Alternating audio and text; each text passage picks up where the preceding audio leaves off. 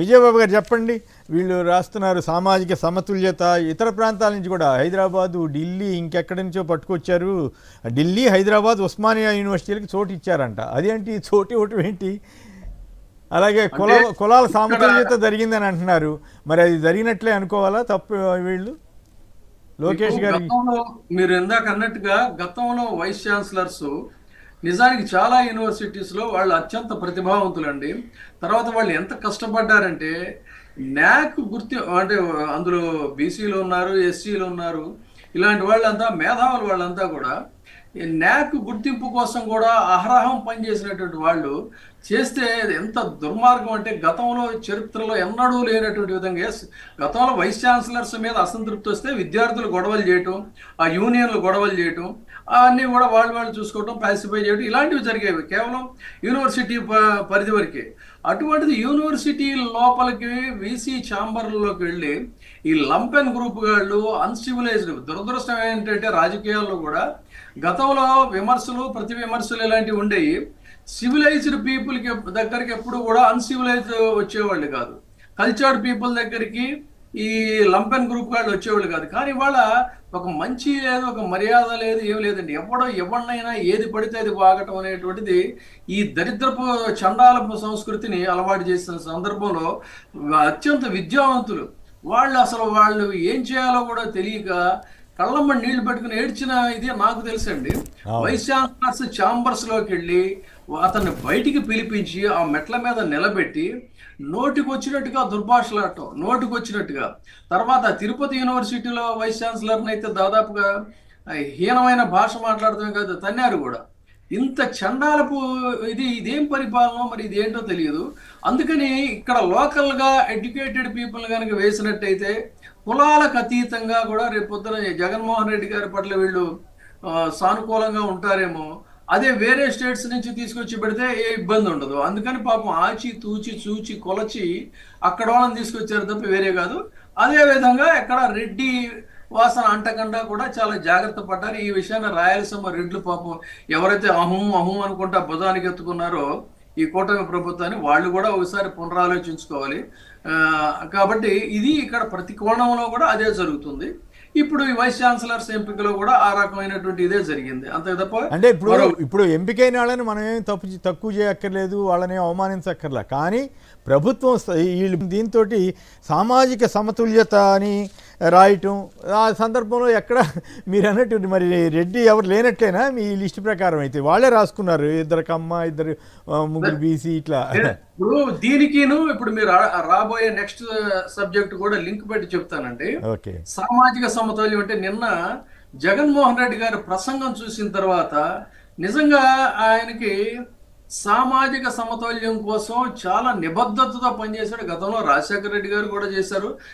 కానీ ఆయన రెడ్లకు సంబంధించి ఇప్పుడు రెడ్లేమో మాకు అన్యాయం చేశాడని వాళ్ళు అలిగారు.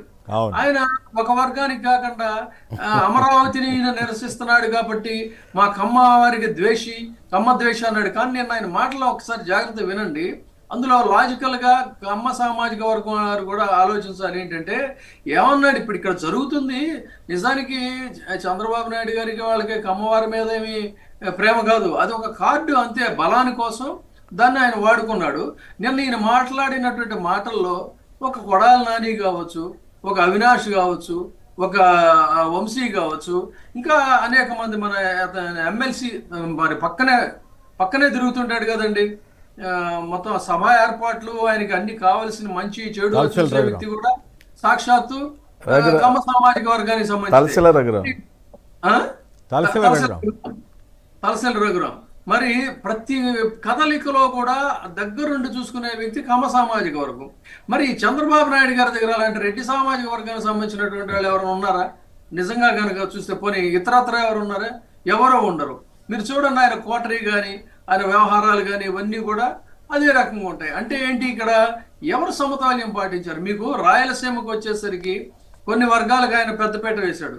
గోదావరి జిల్లాలకు వెళ్ళేసరికి కాపులకి పెద్దపీట వేసిన పరిస్థితి. ఉప ముఖ్యమంత్రి కూడా ఇస్తే పాపం ఆయన ఎవరో ఇప్పుడు వెళ్ళిపోయి టీడీపీలో రాజశేఖర రెడ్డి గారి హయాం నుంచి కూడా కాపులకి గోదావరి జిల్లాల్లో పెద్దపీట వేసినటువంటి పరిస్థితి.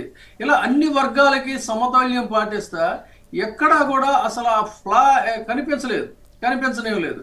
కానీ అది సమతౌల్యం అంటే ఆ రాజకీయ పదవుల్లో కానీ, సీట్ల పంపకాల్లో కానీ, వివిధ స్థానాలను భర్తీ చేయడంలో కానీ నిజానికి కృష్ణా జిల్లా ఏంటంటే కాంగ్రెస్ పార్టీ దగ్గర నుంచి కూడా ఎవరో ఏ పార్టీ అధికారంలోకి వచ్చినా కమ్మవారికి అక్కడ ప్రాధాన్యత, వాళ్ళదే డామినేషన్ ఉంటుందండి. ఆ గౌరవాన్ని, ఆ సంప్రదాయాన్ని జగన్మోహన్ రెడ్డి గారు పాటిస్తూ వాళ్ళకే పెద్దపీట వేస్తూ సాక్షాత్తు ఎన్టీఆర్ జిల్లాగా కూడా ఆ పేరు పెట్టి తనదైనటువంటి ఒక నిబద్ధత ఆయన చాటుకున్నాడు. మరి ఆ పని గతంలో ఎందుకు చేయలేపారండి వీళ్ళు? ఎన్టీఆర్ పేరు ఎందుకు ప్రస్తావించలేదండి? అయితే ఈసారి ఇట్ సీమ్స్ కృష్ణా జిల్లాలో అసంతృప్తి ఉందంట. కమ్మ వాళ్ళకి ఇవ్వలేదు, ఇక్కడ కమ్మ వాళ్ళకి ఇవ్వలేదు, ఎక్కడో పార్సారథి గారికి ఎవరికి ఇచ్చారు. జగన్మోహన్ రెడ్డి గారు పాటించారా లేదు చెప్పండి. జగన్మోహన్ రెడ్డి గారు పాటించారు, కొడాలి నాని గారికి ఇచ్చారు. ఈ కృష్ణా జిల్లాలో ఇవ్వలేదని చెప్పి అక్కడ ఆ కులం వాళ్ళు గొడవ చేస్తున్నారని ఆ మధ్య అన్నారు ఎవరో మరి. రైట్, సమతౌల్యం అంటే అన్ని ప్రాంతాల్లో ఆయా ఎలైట్ గ్రూప్స్ ఎవరైతే ఉన్నారో వాళ్ళు అప్పర్ క్లాస్ వాళ్ళని పైకి తీసుకురావాలని ఇట్లా ఒక సైంటిఫిక్ అప్రోచ్ లో బ్యాలెన్స్ చేయడానికి జగన్మోహన్ రెడ్డి గారు పనిచేస్తే వీళ్ళు కేవలం ఏంటంటే వాళ్ళ ఇది తప్ప మరొకటి కాదు. ఆయన నిన్న మాట్లాడింది చాలా హార్ట్ఫుల్ గా మాట్లాడినట్టుగా నాకైతే అనిపించిందండి. ఇక ఆ మాబ్స్ అదైతే మీకు ఇంకొక ఆసక్తికరమైనటువంటి ఇది చెప్తాను, నేను ప్రత్యక్ష సాక్షిని కాబట్టి. రైట్, అంటే సుధాకర్ బాబు గారు మాట్లాడిన తర్వాత మళ్ళీ మాట్లాడుతున్నారు కానీ మీరు కూడా